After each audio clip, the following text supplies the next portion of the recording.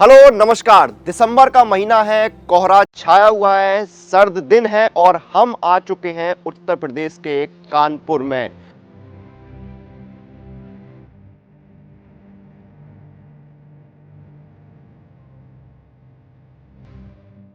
और यहां पर हम क्यों आए हैं? यहां पर मैं आपको मिलवाने आया हूं एसएससी जीडी के एक टॉप रैंकर से, जिन्होंने कानपुर में रहकर तैयारी करते हुए एसएससी जीडी में टॉप रैंकर बनने का अपना जो सपना है वो साकार किया है। उनसे बहुत सारी बातें करेंगे कि कैसे उन्होंने यहाँ पर एक छोटे से शहर में रहते हुए तैयारी करी और सफलता के मुकाम हासिल किए। तो मैं आपको डायरेक्ट उनसे मिलवाता हूँ, उनके बारे में पूरी बातें करेंगे। तो आइए चलते हैं। तो हम आ चुके हैं, देखिए, एसएससी जीडी के टॉप रैंकर के घर पर, यानी शिवम जी से मिलवाने में आपको लाए हैं। शिवम जी, बहुत बहुत स्वागत है आपका। Thank you sir. तो शिवम जी, हम कानपुर में खड़े हैं। एग्जैक्टली एरिया कौन सा है? आइए चलते चलते बात करते। चकेरी। एयरपोर्ट भी यहाँ आसपास ही है जी। तो यहाँ पर कैसा, मतलब स्टूडेंट्स और भी हैं, स्टूडेंट्स के एरिया भी है कि आप यहाँ पर खुद ही अकेले रहते हैं? हम ही अकेले रहते हैं। अच्छा। मतलब अकेले जितनी तैयारी की सब अकेले की। अच्छा। आपका मतलब पूरा पढ़ाई वढ़ाई सब यहीं पर हुई? जी। दिसंबर का महीना है, सर्दी भी हो रही है। अंदर चलते हैं, देखते हैं आपका संघर्ष जहाँ से शुरू हुआ है। घर पर चलते हैं, फिर और बातें करते हैं। जी जी बिल्कुल।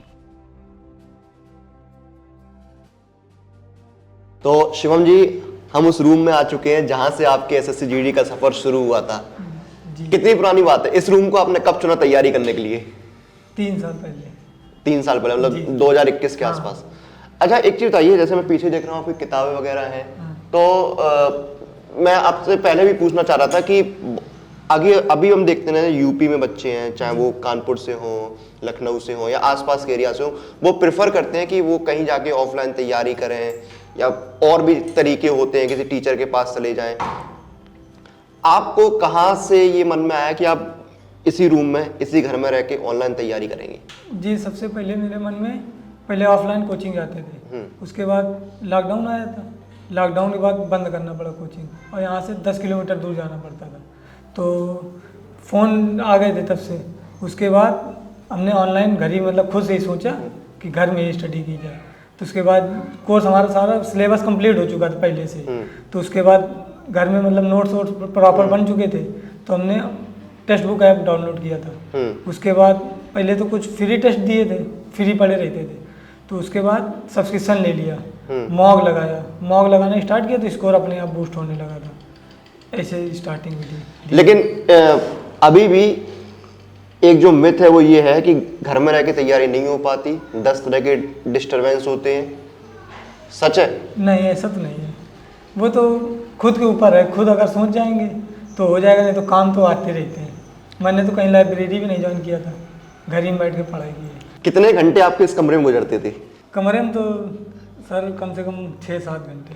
अच्छा। हाँ। खाली टाइम में क्या करते थे? मतलब एक होता है कि जब आप पढ़ाई कर रहे हो, कुछ भी, आप स्कूल में हो, कॉलेज में हो, थोड़ा सा ब्रेक चाहिए आदमी को। खाली टाइम में तो क्रिकेट। हाँ। आपने जहाँ पर दौड़ लगा था वहाँ पर क्रिकेट भी चलता था? हाँ, क्रिकेट खूब खेला है। क्रिकेट खेलने के लिए समझ लो पढ़ाई रख दी थी, मॉक लगा लेते, सुबह 2 लगा लेते थे। फिर उसके बाद यही होता था क्रिकेट खेलने जाना है तो शाम को भी लगाते थे आके 2, उसका एनालिसिस चारों मॉक का रात को लेटते टाइम करते थे। अब अभी क्रिकेट चलता है? हाँ, अभी चलता है यार। दिसंबर का महीना है। हाँ। बढ़िया मौसम है जी। छत बत पे कहीं चला जाए बाहर, वहां चल के बात करते हैं। बिल्कुल। तो शिवम, हम जब नीचे से तो बात कर रहे थे कि मॉक में बच्चों के स्कोर जो इम्प्रूव नहीं कर, मैं सिर्फ जीडी की बात नहीं कर रहा हूँ, मैं और भी बच्चों से बात करता हूँ, तो उनका स्कोर अगर 60% पर अटक गया है तो वो 50 मॉक के बाद भी 60 से 62, 63% होता था, बट 80-85% नहीं पहुँचता था। और आपसे जब मैं फ़ोन पे बात कर रहा तो आपने बताया था कि आपकी जो है स्ट्रेटजी होती थी, आप नोट्स वगैरह बनाते थे। जी। तो उसके बारे में थोड़ा बताइए ताकि जो और एस्पिरेंट्स उनको जानकारी मिल पाए कि आपकी रणनीति क्या थी मॉक को लेकर। मॉक मैंने ऐसे लगाए थे कि मतलब जो क्वेश्चन नहीं आते थे उनको कॉपी में नोट डाउन कर लेते थे।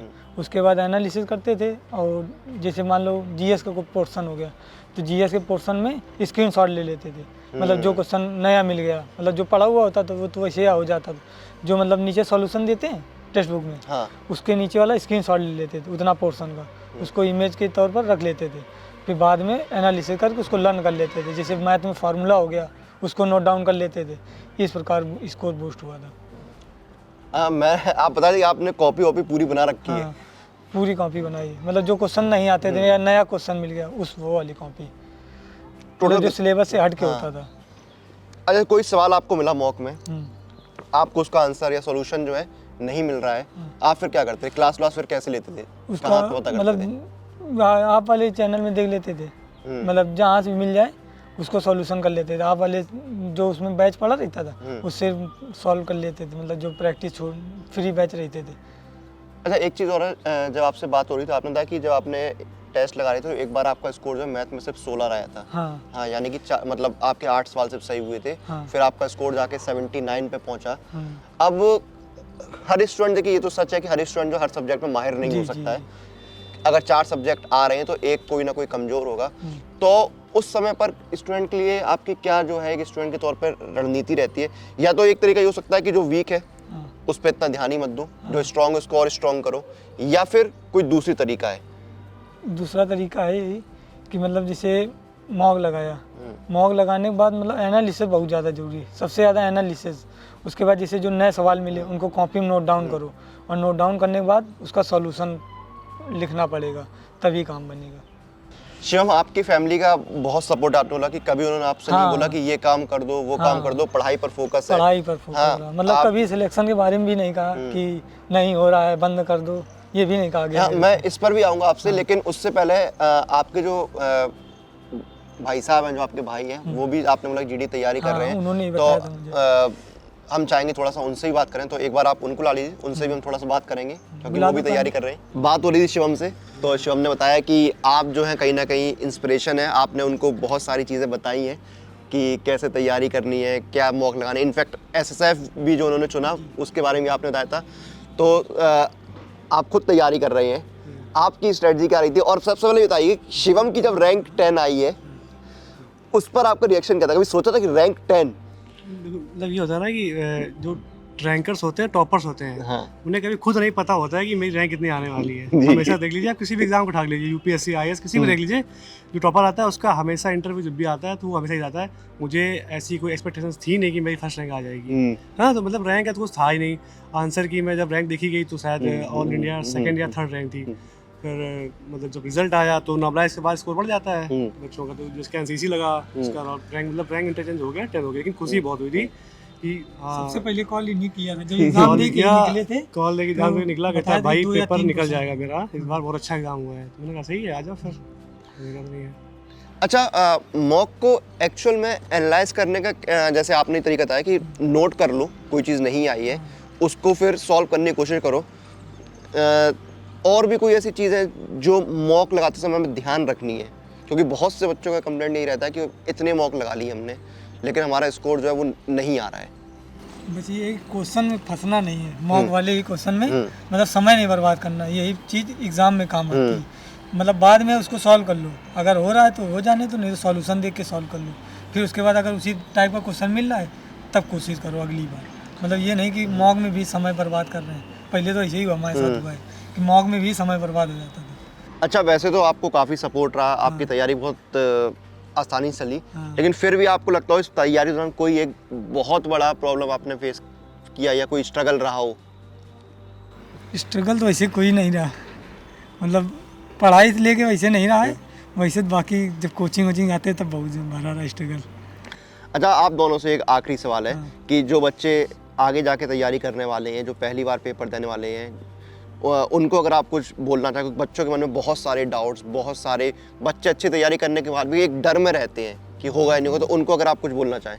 सबसे बढ़िया है भाई जो मैंने पहले बताया था कि आप एग्ज़ाम का सिलेबस देखें, सिलेबस कंप्लीट करें, PYQ लगाएं, PYQ के बाद आप मॉक स्टार्ट करें, तो आपको अपनी तैयारी में जो कमजोरियां हैं वो पता चल जाएंगी और आपको कहाँ इंप्रूवमेंट करना है ये पता चल जाएगा। बाकी इसके अलावा कोई गुरु मंत्र नहीं होता है। अगर मॉक नहीं लगाया मॉक नहीं तो लगाया सिलेक्शन से बहुत दूर, इतना तो दूर चले पक्का है जाएगा। हमारे लिए लगता है। सफलता का मंत्र मॉक है। सबके लिए। अगर हाँ, मॉक नहीं दिया, मॉक नहीं दिया मतलब क्योंकि आपने टेस्ट नहीं किया ना, ये आप खड़े कहाँ पे? भाई पढ़ाई तो आपने कर ली, हाँ। जैसे आपने बोल दिया कि मैं तैर लेता हूँ, ठीक है, जब तक पानी नहीं कूदेंगे, नहीं कूदे तो कैसे चलेगा अच्छा तैरा के? हाँ, मॉक देना पड़ेगा, इससे टाइम कंट्रोल हो जाता है, मतलब मॉक टेस्ट हर चीज इम्प्रूवमेंट होगी। आपको कौन से छोड़ने हैं, हाँ, कौन से पकड़ने हैं, बस यही तो कहाँ पिछली टाइम बार देना है, कहाँ टाइम नहीं देना है, ये सारी चीजें मॉक से कंप्लीट होती हैं। बाकी मेरे ख्याल से आज का दौर है, हर मैंने देखा होगा हर कोचिंग वाले भी अब तो मॉक पे फोकस करने लगे हैं।